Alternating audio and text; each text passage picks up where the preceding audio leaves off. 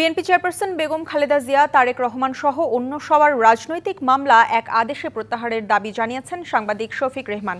সজীব ওয়াজেদ জয়কে অপহরণ ও হত্যাচেষ্টা মামলায় আদালতে আত্মসমর্পণ করে জামিন পেয়ে একথা বলেন তিনি। অর্থনৈতিক সংস্কারে ডক্টর ইউনূসকে ধরে রাখারও আহ্বান জানান শফিক রেহমান। সাজা মওকুফের আবেদন করতে বৃহস্পতিবার আদালতে হাজির হন জায় দিন সম্পাদক হিসেবে খ্যাত শফিক রেহমান।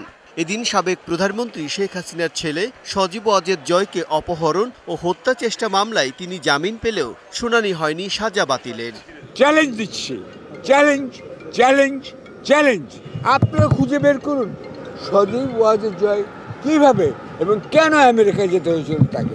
পরে শুনানি শেষে আদালত থেকে বেরিয়ে বেগম খালেদা জিয়া ও তারেক রহমান সহ অন্যান্যদের সব রাজনৈতিক মামলা বাতিলের দাবি জানান শফিক রেহমান।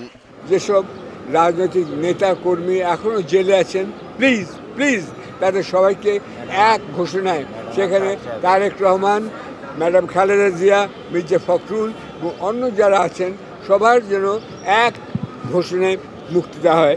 এ সময় অর্থনৈতিক সংস্কারে ডক্টর ইউনূসকে ধরে রাখার আহ্বান জানান তিনি। মাঠের অলরাউন্ডার আমি, আর ঘরের allrounder Tylox. Tylox toilet cleaner, clean মানেই টাইলক্স। এই টাকাটা আনছেন ডক্টর ইউনূস। ডক্টর ইউনূস বিদেশে খ্যাতিমান লোক, তার আবেদনে সাড়া দিয়ে অনেকে দিচ্ছেন। সুতরাং ডক্টর ইউনূসকে আপনারা যেতে দেবেন না, তাকে ধরে রাখেন, তাকে কাজ করার সুযোগ দিন। 15-17 বছর জঞ্জাল 15 মাসও যাবে না। এদিকে তার আইনজীবী জানান হয়রানি করতেই এই মামলা, তাই সাজা বাতিল চেয়ে আপিল করেছেন তারা। স্বরাষ্ট্র মন্ত্রণালয় মহামান্য রাষ্ট্রপতির আদেশক্রমে ওনার সাজা প্রশাসনিকভাবে 1 বছর স্থগিতের আদেশ দিয়েছেন এবং বিজ্ঞ নিম্ন আদালতে অর্থাৎ আপিল আদালতে আত্মসমর্পণ করে আপিল দায়েরের নির্দেশনা দিয়েছেন। এর আগে জয় অপহরণ ও হত্যা চেষ্টা মামলায় শফিক রেহমানকে দেয়া নিম্ন আদালতের সাজা 1 বছরের জন্য স্থগিত করে প্রজ্ঞাপন জারি করে স্বরাষ্ট্র মন্ত্রণালয়ের সুরক্ষা বিভাগ। এ আদেশ অনুযায়ী গত 30শে সেপ্টেম্বর সিএমএম আদালতে হাজির হলে গ্রেপ্তারি পরোয়ানা প্রত্যাহার করা হয়।